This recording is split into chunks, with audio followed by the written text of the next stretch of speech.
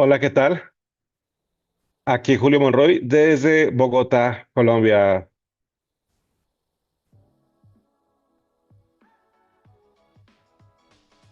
Aquí Julio Monroy desde Bogotá, Colombia. Estamos hoy con un gran invitado. Tenemos hoy a Andrew Scheps conectados desde Inglaterra. Entonces, aquí vamos. Hey, Andrew, how are you? I'm good. How are you? Yeah, I'm very happy to have you here, my friend. Thank you for accepting the invitation. Yeah, my And we pleasure. are with David Sikar. Hey, David, how are you? Hello, everyone. Welcome to this new episode of Producing with Julio Monroy. We have a really special episode today because Andrew Scheps is with us here today, and it's a huge honor, Andrew, to have you here. For the people watching, remember that you can actually leave us questions through the platform on which you are watching, and I will communicate them to both Julio and Andrew. I leave you with the conversation. Thank you. Thank you, David. Well, Andrew, I'm very happy to have you here because I remember that at the NAM show and in recently AES shows, I have contacted you, and it's very important for us and for Latin America to talk with you. And I'm very happy that you're here with us. Andrew, we have a few questions for you. I have one mandatory question for you, and Okay. it's this. Andrew, how did you begin in this music audio industry? Well, I started off really young playing instruments. So I played brass instruments, so French horn and then trumpet. But I loved rock bands. I fell in love with Prague. Queen Night at the Opera was the first record I saved up to buy, and things like that. And obviously, what I was playing was not going to get me into a band like that. And then I just discovered that record making was a thing. Listening to records and realizing that's not just a band playing. And then a friend of my parents had a son who was working in a studio in New York. They were doing jingles and advertising. But I went to visit and I saw a studio for the first time, and that was it. I was hooked, and that's what I wanted to do. Wow, a short story. Yeah. Yeah, I mean, I could Yeah, make that story last for 10 hours, but I think that's the short yeah, version. I know. Yeah, I know, I know. Well, that's amazing. We have following your career for uh, a lot of years, and I have seen that you have mixed a lot of important records that we all have here. So uh, I would like to know more in detail how did you begin to enter to the industry? Well, I went to the University of Miami because they had a recording degree. And this was in the 80s. So there weren't very many schools that had an actual degree in recording. So I went there, and that was great. I met a lot of people. And then I got a job coming out of school working for an equipment manufacturer who made the Synclavier, which was a very early sequencer, FM synthesizer, sampler, and then a disc recorder. So it was sort of cutting edge digital technology. But the studio at school was an analog studio. They had a couple of very early digital tape machines, but it was an old MCI console, an MCI 24 track tape machine. So that's what I learned on. And after working for the manufacturer for a little while, I realized, well, I'm not making records, but my knowledge of that gear got me into some sessions, which if I had just been a runner at a studio and then an assistant, I probably wouldn't have gotten on those sessions. And from there, it just kept going. It's been a very, very slow climb. And I've just been really lucky. I think being in Los Angeles at the time helped. I don't think it's as important now to be anywhere in particular. You just need to find musicians that you want to work with. But back then, a lot of studios were in LA, so that worked out really well for me. And I just always wanted to be the person that was one step ahead. So I knew how to use every piece of gear. When I was assisting, I always knew exactly what the engineer was going to want next. There were never surprises. There were things that were ready. And I think that's the thing that makes your career keep going, because you're somebody that people want in the room because you make their life easy. And hopefully you're also a good person to have be in the room, just personality wise. So that's it. I mean, it just grew. It was just little things that kept snowballing. And, you know, it's been up and down. It hasn't all been up. But in general, over the long term, it's been up. And it's great. That's great. And yeah, you talk about like being a good person, have good relationships. Yeah. Yeah, absolutely. I mean, it's almost a joke now, but any question you ask me, either I'll say the only thing that matters is what comes out of the speakers, because you'll ask, you know, what kind of gear do you do and blah, blah, blah, anything like that. And the answer is it just matters what it sounds like, not what you're doing. And then anything to do with personal relationships is don't be a dick. Be somebody that people want to have around. And if you've got two people who are relatively evenly matched in terms of their talent and their knowledge, people will always choose the person that's fun to have around. And even if you're not quite the same as the other person, you're going to be the one that people want to have. Because especially back when I was starting, you were in a studio for 6 weeks, 8 weeks doing a record. And now it's not. I mean, if you're working on a record, even if you're working at home, though, it can easily be that long. And in a way, Yeah. that's even harder because you're at somebody's house. It's very intimate. You've got to spend a lot of time The together. family. So Yeah. Yeah.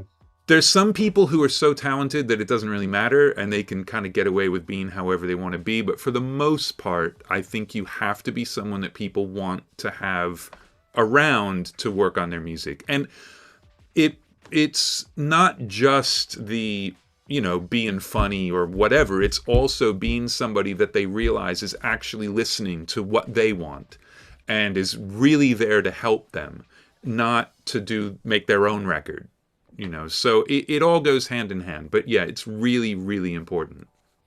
Wow. Yeah. That's a good advice. Good advice. Excellent advice because you know, the audio is amazing and everything, but if you are with the wrong person, well, maybe you can find another guy with good skills, but that Yeah. is a good person. Yeah, yeah, yeah. Yeah, you're trying to be creative and you can't be creative in a room with people that you don't really like. It's really Hmm. difficult. Yeah, yeah, that's right. Hey, Andrew, David Sicard is telling me that we have people who wants to say hi. David. We do have a lot of people. We have Jazz Drew. He's saying hi, hola. That's a straightforward message. Metal Mastermind is Hola. here with us. Is here with us. Thank you, Ken Candelas. Fantastic. Thank you for being here with Oh, us. Also, Francisco Escobar, Iron Ears, Harry Andrew, Julio and Sick, Alejandro Collazos is saying hola a todos, hi to I everyone. can see. Francisco Escobar, Andrew, I follow you from Pure Mix Videos and Talks. You are a great mixer and engineer.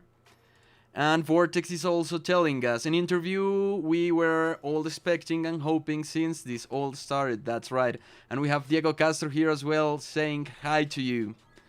So, buenas Nice. tardes, Dubs. They just keep on coming. People wanting to say hi to you.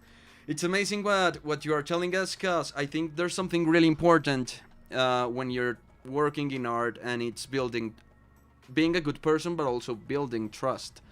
And I think that this process of building trust is something that, as an engineer, you actually have to take the time to learn what the other person is looking for, and it's different from each client Yeah. and it's different from each person. How do you manage this process about getting to know what makes your client go like, wow, this is amazing, this works, this is what I want? I don't know. It's something, fortunately, I've always been pretty good at. I can, with very quickly, establish a rapport and know whether this is someone you joke around with or someone you're very serious with or someone that you just leave alone. And that can change hour to hour with the same person. But it's really, I think it's just being present. It's not getting inside your own head.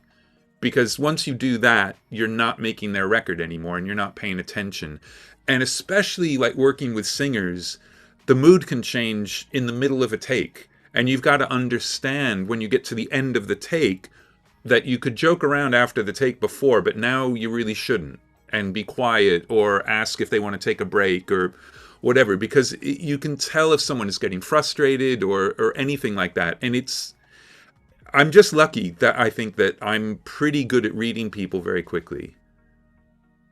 And I think Yeah. part of that, though, is also not treating anybody any differently. You know, if I'm working with someone who's super famous, it's exactly the same as working with someone who's never made a record before. It's just they're a person in the room doing something at that moment. When they leave the room, you know, the rock star is a totally different person than the person who isn't. But once they come in the studio and you're going to record, it's the same gig. It doesn't matter who it is in terms of their fame or their success. Yeah, I was wondering about that when you're working with rock stars, yeah. Uh, how do you deal with that? Because they are humans too, you know? Yeah, But well, that's the thing. You treat them like anyone else you work with. I think I get nervous. You know, the first time I worked with the Chili Peppers, I was such a huge fan of that band. And also a band called Motorcycle, which no one has heard of. But just, you know, you get really nervous to meet them. You want to make a good impression. You want them to like you. So maybe you try a little bit too hard. But as soon as you start recording, it's just, that's what I do, is I record. And I'm always paying attention to the people. And I think in a way, like when I was doing vocals with Anthony, I think he appreciated that we were just doing vocals. We're not mhm. fanboying, and I'm not, you know, because if you don't make it weird, they're just normal people. You make it weird, and then they have defense mechanisms, and you know there are ways that they deal with that. But as soon Yeah, as that's right. you're just two people in a room making a record, it's the same. Yeah. Two people with a great responsibility, because Yeah. a lot of people are going to hear the music and the audio and everything. Yeah. Yeah, because I was thinking about that, just listening your mixes. You know, a lot of people have heard your mixes, and what do you think about that responsibility? Do you when you sit to mix, do you think that hey, millions of people are going to hear my mix? I'm going to check it. I don't know, in the car, in my headphones, and everything, or you just go No, relax and. it's the same for every mix. Just like treating singers the same, every single mix I am terrified, because it's also, I'm not finishing the mix and sending it out to a million people. I'm sending it to the artist. And it Mhm. doesn't matter how successful the artist is. This is their record and I might have screwed it up. I don't know, you know? And it happens. It happens on small projects, it happens on big projects, and then sometimes you absolutely nail it, and that's amazing. But I mean, I think the really successful producers are making records for the world, and I'm doing everything just for the artist, because I feel like the artist's vision is what I'm trying to achieve. Because there are lots of records that you think are great that aren't successful at all. And they're records that, like, you don't understand why they're successful. So you can't plan for that. So Mhm. every single mix is as important as every other mix. Yeah, I was wondering, I was thinking about that, and a question that a lot of students ask me is, in what moment do you, for example, you're mixing a song, yeah, but you are maybe creating delay effects and everything. In which moment the audio engineer uh, becomes to be the producer of the song, because it's it's shaping the sound, and a lot of music genres have a great sound, and without the audio engineer the song won't be the same. Yeah, that's true, but the job is to make it sound great. So changing the Hmm. sound doesn't make you a producer, because you've been Hmm. hired to finish the sound. So I think that unless you're musically changing things, You're not a producer. I mean, I've played instruments on tracks, lots of them. Hmm. Played bass, harmonium, I've played trumpet on things, but that doesn't make me a producer. Now, I'm a musician, and if it's something that's going through a musician's union or something, if they want to use the performance, I might try and get paid for that. But that doesn't make me a producer. Yeah. I think even if you do some programming, you add a little drum loop underneath the drums to make the groove better, you've done that as part of your mixing job. Now, if it crosses a line, then you have to go back to the artist and talk to them and say, look, I'm really doing more, and maybe we should talk about whether this is production or not. But, okay, so let's say that you feel like there's something missing in the chorus, like a pad. So Yeah. you could record B3 or a keyboard pad, and now you're a musician, and okay, maybe you're producing. But you could also take the vocals and put them into really long reverbs and make it work that way. And now you're just making reverb, and that's your job. So I think you have to do a lot to think you're a producer on stuff. And I think that, if you've been hired to mix something, just be happy you've got the job to mix it.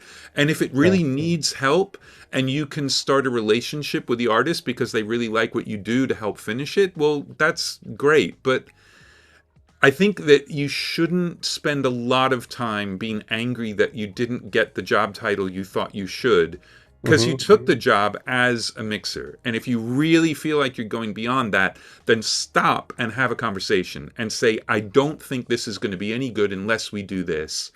What do you Yeah. want to do? Yeah, and you have to like change your hat, like to be the other Yeah, guy I or mean, the look, producer. Yeah. the job of a mixer is to finish it, right? So anything that needs work has to be done then. So it could be it's not as simple as just mixing, and there's more stuff to do, and you have to be able to understand that. And this is the same with, what I was saying before about all of the mixes being important. It has to be completely finished before I can send it, because otherwise I haven't finished my job. And if that means that I need to, add some harmonized vocal or whatever, then that's what I need to do. And then it's just a matter of figuring out what the conversation is with the artist about it. But you have to do whatever it takes to make it great. Yeah. Yeah. Thank you. Thank you. Thank you. Love it. Well, David is telling me that now we have a lot of questions for you. So I hope you're Okay. ready. We Yeah. do. First of all, we've got the Pan American Audio Educators Conference saying, we love Andrew. Thank you a lot for being here. The Pan American Audio Educators Conference, which is an initiative from John Krivitz. So thank you. Thank you a lot for being here with us.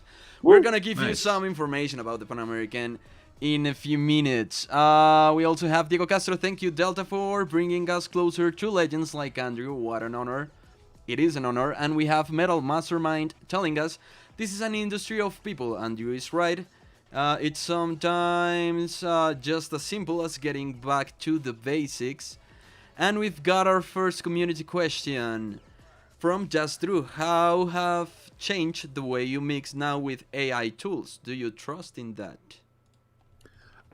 Yeah, there's some tools I use, absolutely. Steinberg spectral layers and the new Acon Digital Remix Drums plugin is amazing. So really, what I've used it the most for is for splitting things, and usually drums. Like you've got overheads, and by the time you EQ it and compress it, now the cymbals are just way too loud. So now you can actually turn the cymbals down, and that's amazing.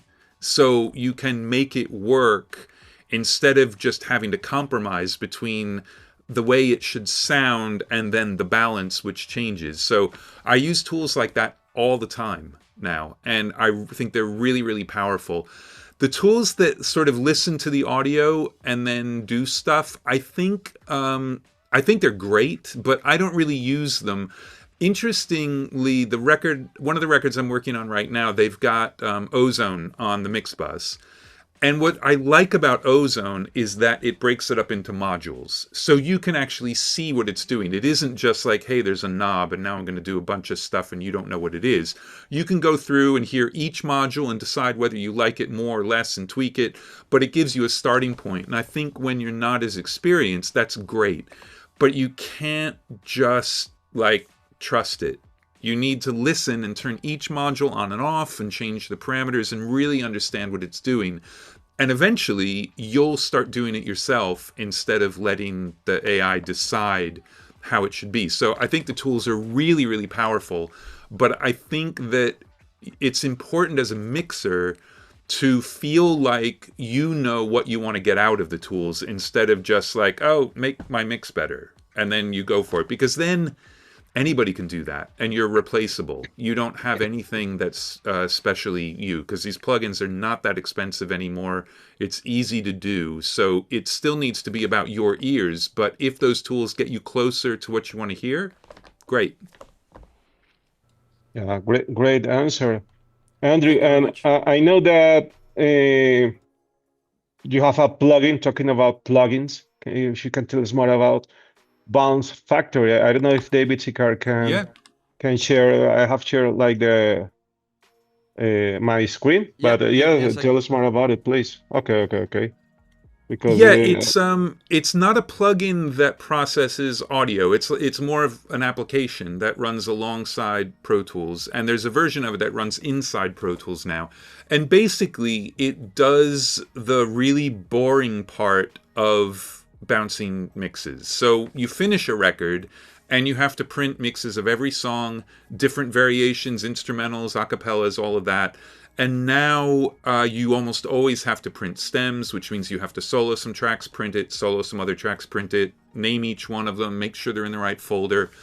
And what Bounce Factory lets you do is set that all up very, very quickly and then hit go, and it will bounce all of them. And it works in the background now. There's a version that's built into Pro Tools, so it's right on the side of the edit window. Yeah, and I mean, I wrote it for myself, and I use it on every single project. And I can set up bouncing a 12-song record with 50 or 60 mix passes for each song with all the stems. You can set all that up in an hour or an hour and a half, and then you just hit bounce, and you go to sleep. You go eat dinner. You go to the bar. You do whatever you want to do. So it's changed my life, really, because I mix at home. It's very hard to have an assistant, so I really need to do all this stuff myself, and I feel like I need to make sure everything's correct. So it's it's great. I'm very proud of it, but I use it constantly. So basically, you can like bounce the acapella and the drum stem and yeah, everything. And Yeah, it will solo and mute tracks within the session, but then also like you can do a vocal up and a vocal down, or you can print versions without a limiter. You can tell it, when you bounce these mixes, I want you to recall the volume that I saved with each mix. So that's how you can do a volume up or down. You can do clean versions. It'll switch playlists for you. So you can have a vocal that's edited to make the clean version.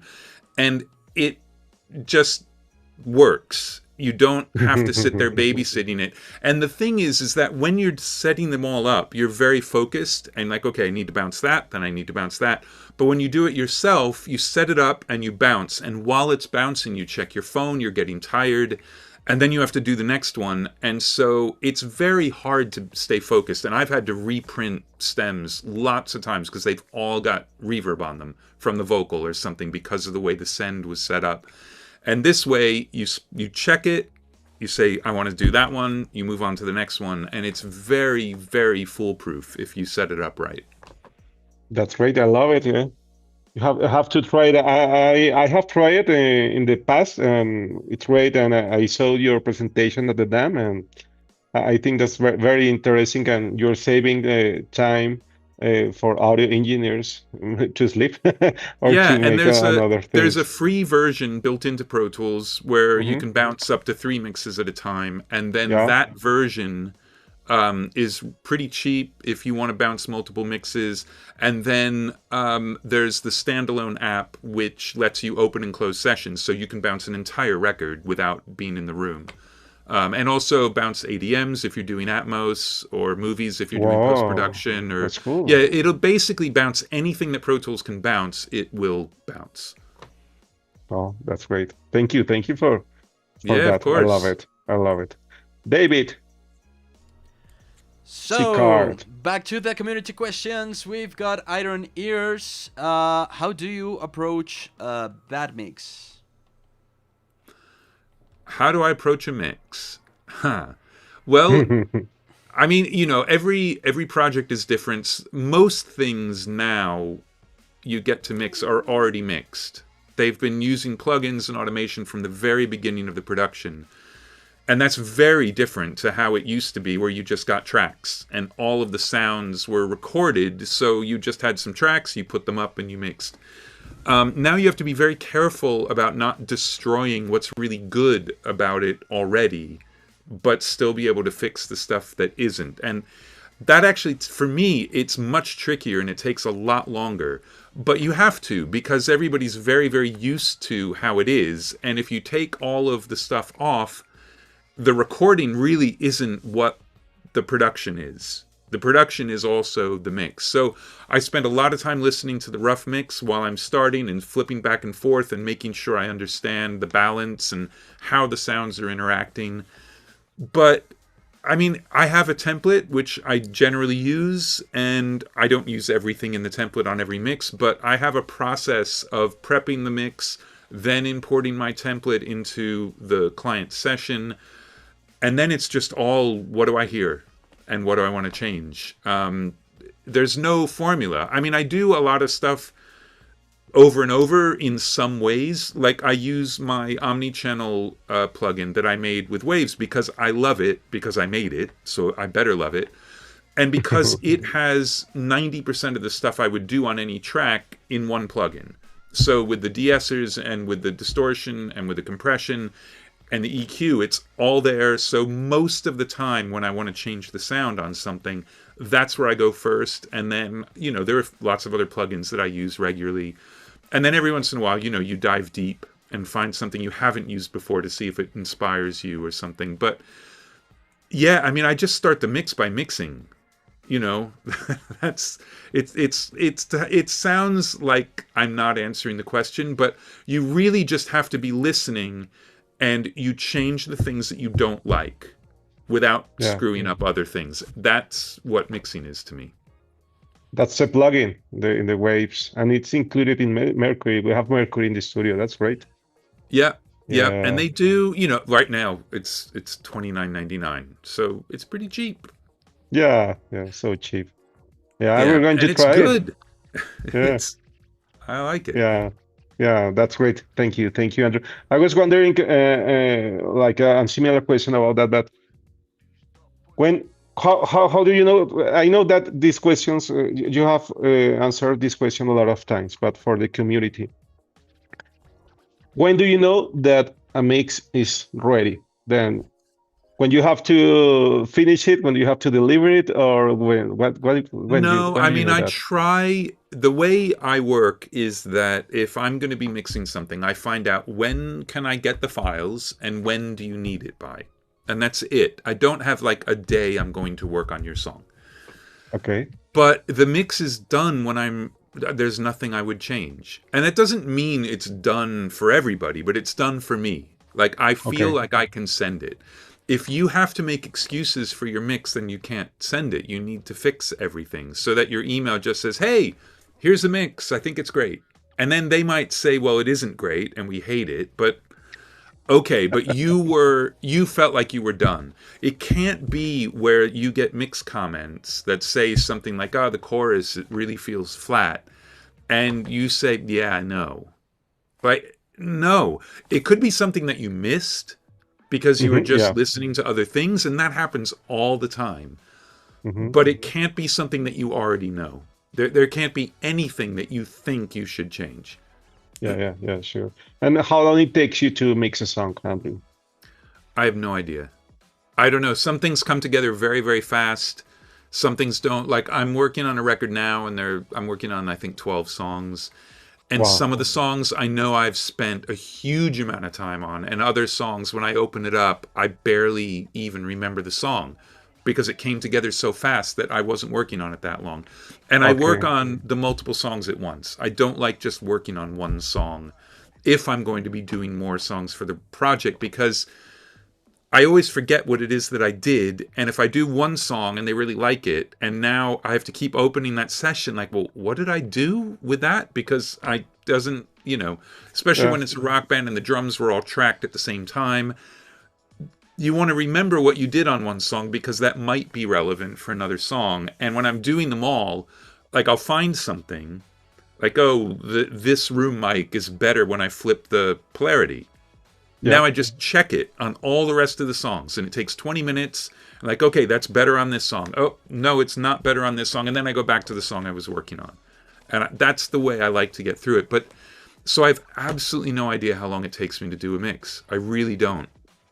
Do you take notes in the computer or in your No, head? because I'm always just working on it.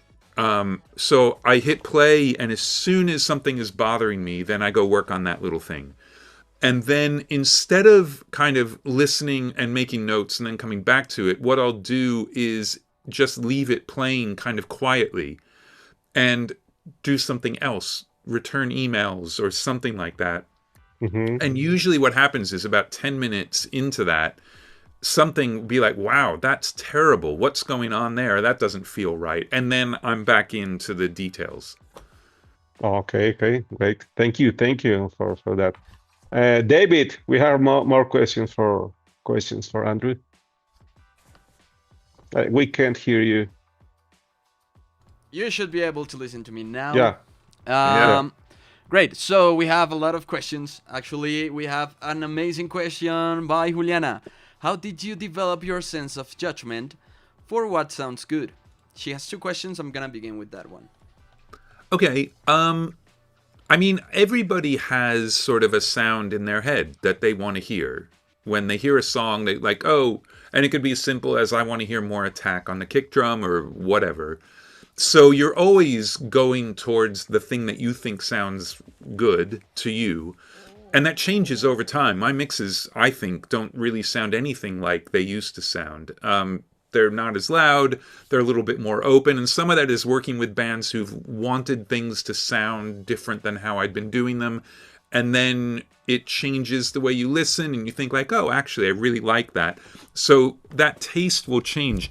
But everything I'm doing is to try and make the music better. Everything. It really is about the music and not the sound.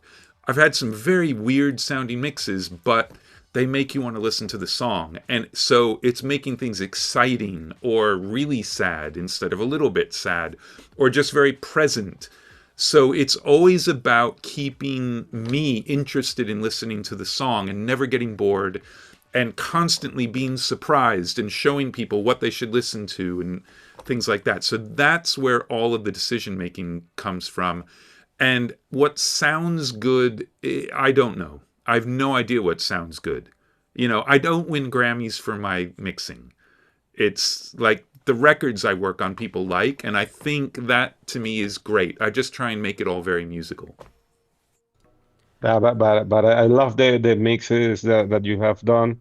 I feel that they have like or like it's big, and I love that. And I Thank feel you. like, it's a sonic thing, but I Hmm. do it because the song doesn't feel right until it's that big.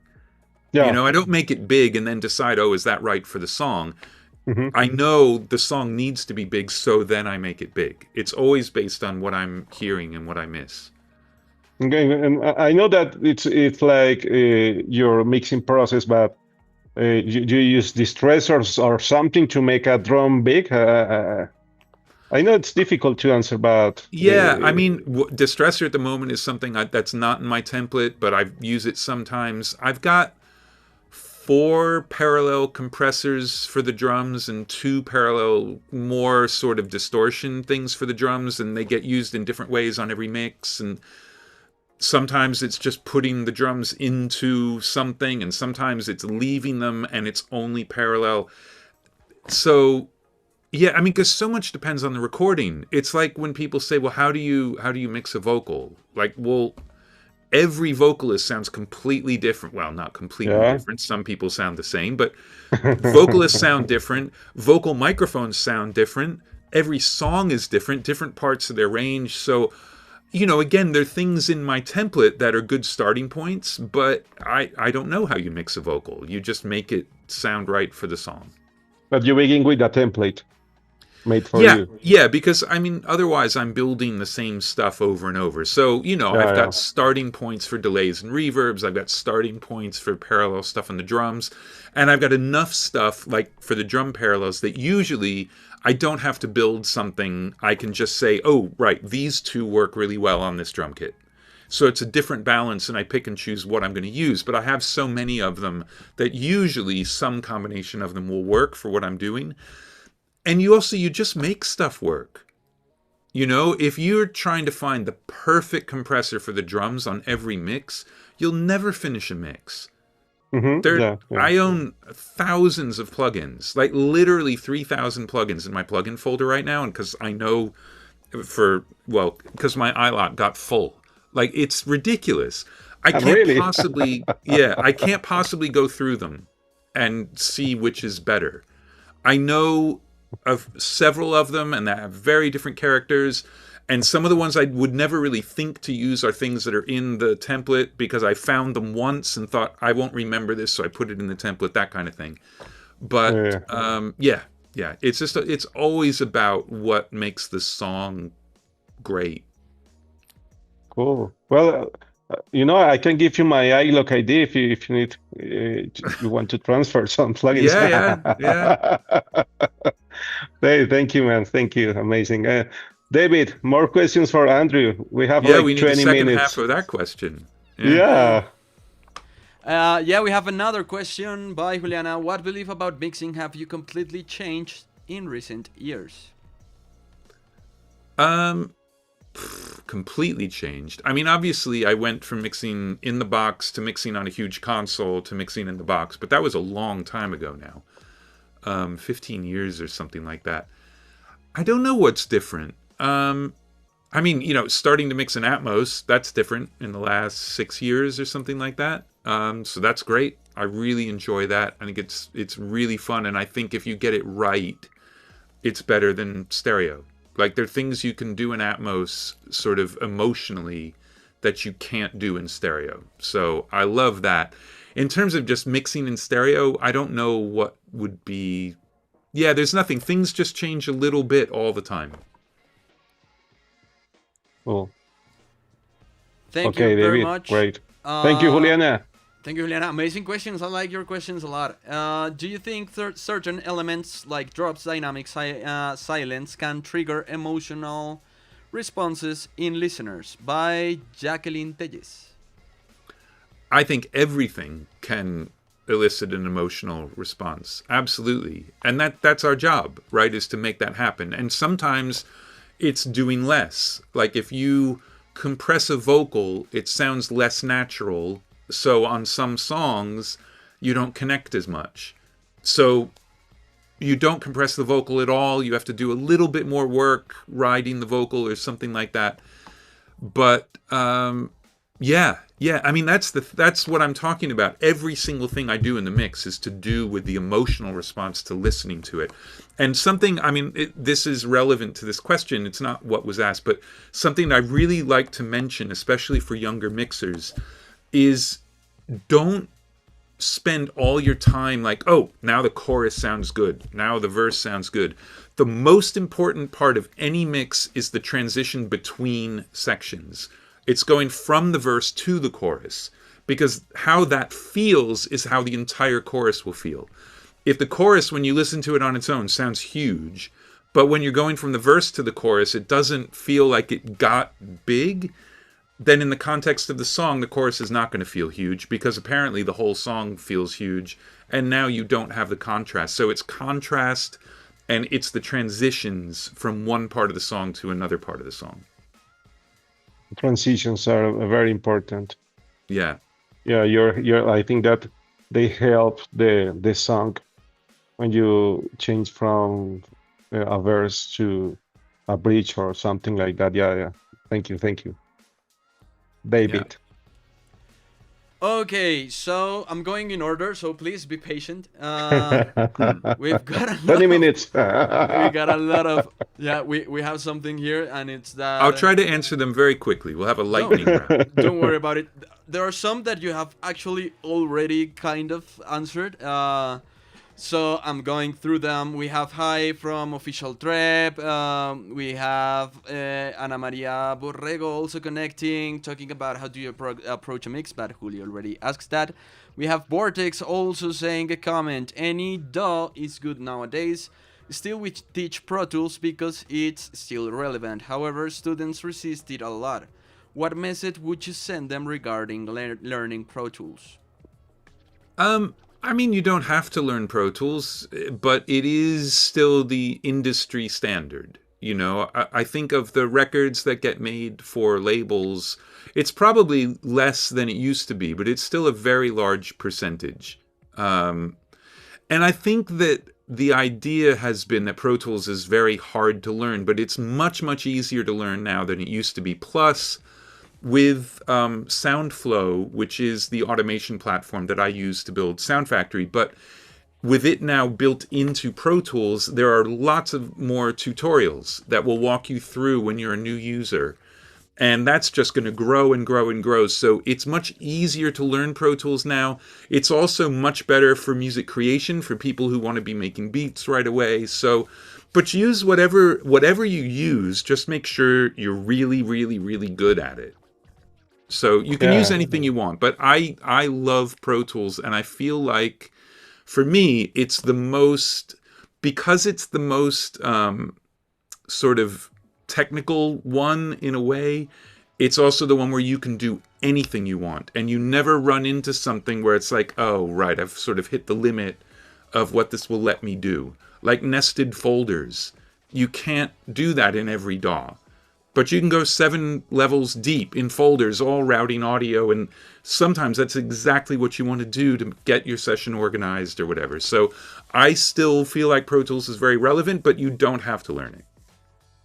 Yeah, I agree with you, Andrew, and with Vortex too, because at the beginning I resisted to use Pro Tools. I used Cubase when I was a student, but a teacher, Ricardo Escallon, I remember hey, use Pro Tools, use Pro Tools, use Pro Tools. And a few years later, I realized that I have to use it because in every studio, they use Pro Tools. So if I want to share a session with them, they won't allow me to send another session from another DAW. So yeah, I love Pro Tools. I am Team Pro Tools, and thank you for that, Andrew, because your answer it's going to be very relevant for students, and yeah, for Good. my students. Thank you, man. It's actually funny because I've met a lot of engineers and producers that actually resist Pro Tools at the beginning. I don't know why Pro Tools is so scary for the Well, newcomers. Yeah. I think it's also, it's not that cheap, though there are versions of it which are just the same price as the rest of them now. But it's a little bit harder to learn. And I think also for years, everybody saw Avid as like Big Brother in a way. Like, I don't know, people just have like an emotional thing about, I don't want to use Pro Tools because Apple's cool or Ableton's cool. But Avid's great. I've been dealing with them. Like, I've been beta testing Pro Tools for over 20 years now. And there's so many amazing people there. And all they want to do is make something that people want to use. And I think, where it gets a little scary for people sometimes is it also is built for doing post-production, for mixing movies. And if you want to work in post-production, you have to learn Pro Tools. You don't have a choice. There's nothing else that's used for mixing films. And I'm sure someone's going to say that's not true anymore. I mean, I know DaVinci Resolve is starting to get some more traction, but it's once you really get into it, I firmly believe that you can do more in Pro Tools more flexibly with you in control than you can in the other DAWs. And I don't know all the other DAWs as well, so maybe I'm wrong, but I do think it's really important to know it. And with Pro Tools, That's you true. can have the the free version of Bounce Factory, and there's another integration with Yeah, Sunflow. So that's amazing.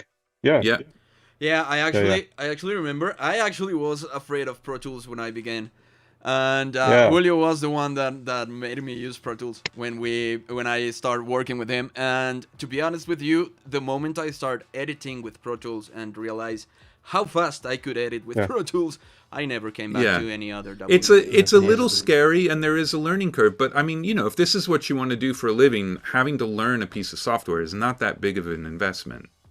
Agree Yeah. completely. I have another question. This one is from Official Trip. From your point of view, how much does a song you have mixed change once the mastering process is done? Um, my mixes are pretty much finished now. I mean, and it's because I've been mixing for 30 something years.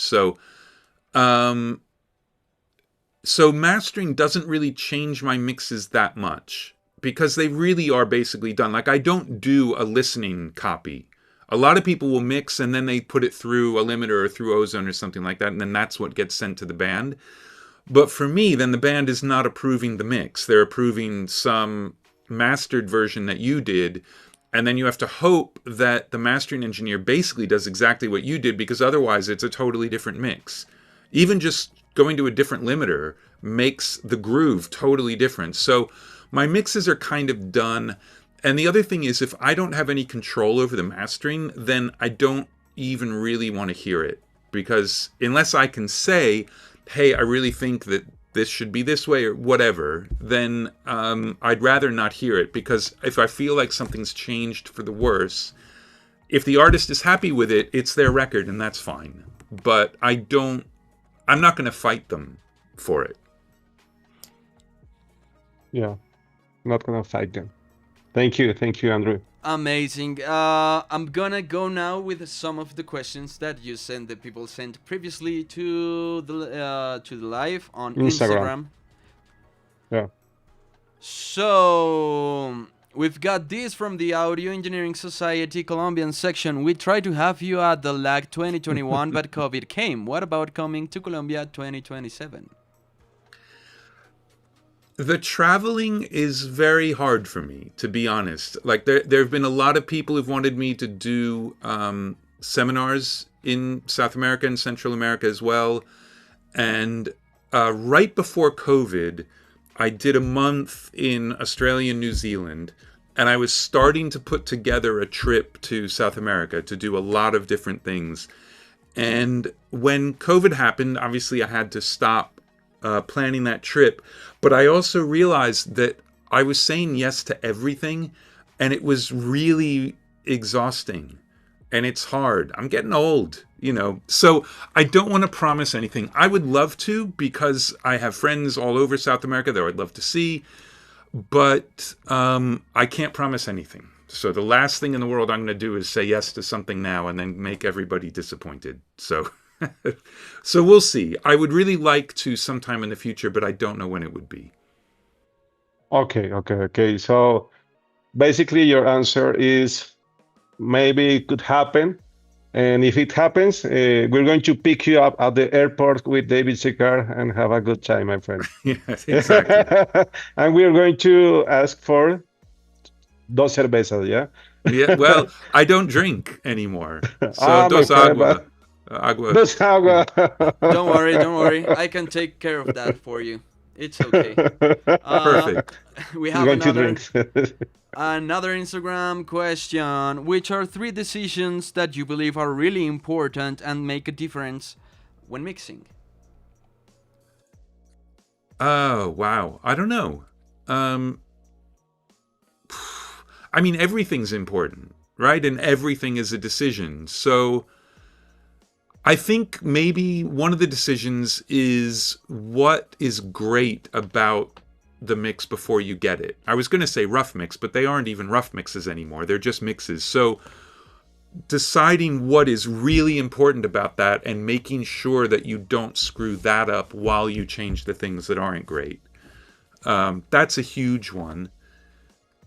deciding, I don't know, just finding what are the most important instruments in any part of the song. Because sometimes you get hung up trying to make one thing sound really good, but it's not the most important instrument in that part of the song. And obviously the vocal is the most important thing whenever there is a vocal. So kind of making an arrangement in your head of, in the chorus, these are the main instruments. I need to make sure that they're great, and everything else we try and fit in around it. And then there's some productions where you have to hear absolutely everything all the time. And so then that's what you do. And I don't know what a third one would be. I came up with two. That's pretty good. That's good. Thank you. Thank you. Thank you so much. We have also Low Cut Everything is saying hi, un saludo, saying hi from Bolivia. Julio, we are here present for you. And Andrew, thank you a lot for being here. And Thank you, Alvaro. Oh, Alvaro. Hi, Alvaro. Alvaro Panoso. Yeah, Alvaro. Alvaro Yeah. Panoso from AES as well. Yeah, thank you for being here. I'm gonna AES take Bolivia, yeah. AES Bolivia. Yeah, I'm gonna take advantage of this little moment to do some announcements. Yeah. So, first of all, remember that the 18th and 20th of April, we're gonna have the Pan American Audio Educators Conference, this event by John Cribbett, which basically reunites a lot of educators and brands and technology developers in order to talk about education, technological change, curriculum, and a lot of different stuff about adapting education to the changes in technology. A lot of professors come from around the world, and if you're an educator, you might actually want to come to this one. If you are registered to the Pan American Audio Educators Conference, you actually will have as well your entrance to Soundcheck Expo because it's run currently. So be sure to check this one out. Also remember to join our Discord. We have this community when we can talk about audio, we can talk about plugins, technology. You can send your compositions and share it with the community. And, well, talk everything about audio. You can talk about the live streams as well. You can send questions, everything that has to do with audio. You can talk on this Discord. That's actually the QR code if you want to take a screenshot. And finally, remember that this episode is also going to be a podcast. So it's really simple. You just go to the platform on which you prefer to listen to podcasts and you search for Produciendo con Julio Monroy. You'll be able to find this episode and all past episodes as well. That's the announcement. Thank you, David. Thank you, my friend. Well, Andrew, we'll have like 9 minutes with you.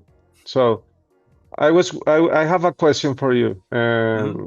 You can take your time to answer because this is very important, a very important question. And in this world of AI and a lot of people studying music production, audio, the internet, and everything, what would be your advice for the new audio generations who wants to begin in this music audio world industry? I mean, I think we've talked about quite a bit of it before with, like, make sure if you're going to use the AI tools, which you should absolutely use them, make sure you understand what they're doing. And you have to understand that everybody has access to the same tools. Everybody. It used to be everybody had access to a tape machine or everybody had access to Pro Tools, but now everybody has access to that AI. So you need to be better. You need to have things that you do that no one else does. Otherwise, you're interchangeable with everybody else. And I think that the most important thing if you want to work on music is to find musicians. That's it. Go see bands in clubs. And if you really like a band, go talk to them and see if you can find a way to record with them. And try and build up personal relationships with producers you like or anything like that. Like, do the human side of it, both for yourself, being talented and trying to learn things and really understand everything that's going on, but then also the personal side with other people and create relationships, because that's how things work. My career is because someone recommended me for a job because I'd worked with them on something else, and then, that's how everything goes. There's some people who can sit in a room by themselves and make something that's amazing, but most people need to collaborate. Yeah, I think collaborate, and I think the same, being a good person, because audio, a lot of people can understand to record out and everything, but be the guy who wants to you wants to work with it. It's very important. Yeah, yeah, yeah. Yeah. Yeah. Thank And you, thank also, you. I think find what you're really good at and don't pretend to be good at something you aren't. Nobody's good at everything. I mean, there are a couple of Hmm. people who are, but just be confident with what you're really good at and admit when you don't, it's something that you don't do. Like if you don't have great pitch, you shouldn't be offering to tune vocals because you're just going to let the program do it. They're going to be hard tuned and it's not going to be musical anymore. So if you're, that's just one small example, but just be Yeah. really honest about, and a lot of people don't value the things that they're good at because they seem like they're easy, but they're not easy for everybody. So believe in yourself that the things you're good at, it's special, but also Hmm. be prepared to have someone say, well, actually, that's not a big deal, man. Anybody can do that. Like, and don't take it personally. Just like, okay, I really need to up my game. I need to work on it. And it takes a lot of work. It's not easy. A lot of people want to get into it because it's easy and they see the AI tools as like, wow, I just made a song that's amazing. But, so did everybody else. Yeah, yeah, yeah. Do you think that do you like more doing something and not doing another things in our engineering, like I don't know, tuning or editing, I or mean, at this what is your point, favorite mixing, but yeah, I mean, at this point, I don't love editing. Like, hmm. I've done so much of it. I mean, for years and years, that's all I did. Is I was the Pro Tools guy and I edited stuff. I love recording. I still love recording. I don't do that much of it.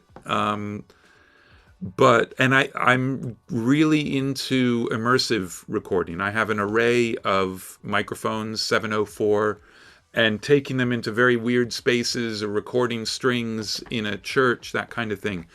I just find that to be so amazing, the way it sounds when you play it back at home on an Atmos system. It's like you're in the room, and that's really, really special. So, yeah, I still love recording too. That's cool. Thank you. Hey, Andrew, I know that it's very late right now in England. Yeah, you are right, in England. Yeah. We're going to leave you rest and sleep, but I have to thank you because I think for me and for a lot of people, this is like a live stream that has been a dream come true. And thank you for accepting this. And I know it's late, but for the Latin American community, it has been very important. And I hope that we can see you here and in the future. Don't know why, maybe next year, I don't know, but you are here.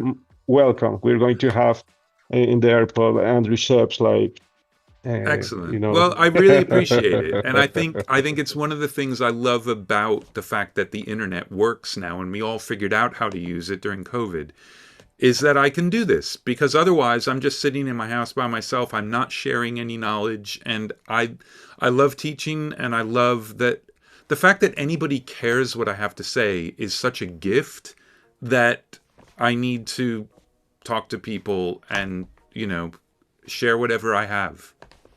Yeah, yeah, yeah. That's great, my friend. That's great. Thank you. Thanks a lot for this. Thank you so much for having me. And thank you, David Sicard. It's amazing all your Yeah, hard work, my friend. well done. Yeah, Thank you yeah. a lot. Thank you, Andrew, for taking the time to do this with us. Thank you to all the people that have connected and sent us questions. Sorry to the people we could not tell the questions to Andrew. And well, I'll leave you now with Julio Monroy. It was a huge honor meeting you, Andrew. Thanks. Thank you. Thank you, everyone. Thank you, Andrew. It has been a great pleasure to have you here. And I hope we can meet in the future. And thanks all the people for the great questions. So next Tuesday, we're going to have a live stream with Dave there from Empirical Labs, the Distressors creator. So See you next week. Bye bye.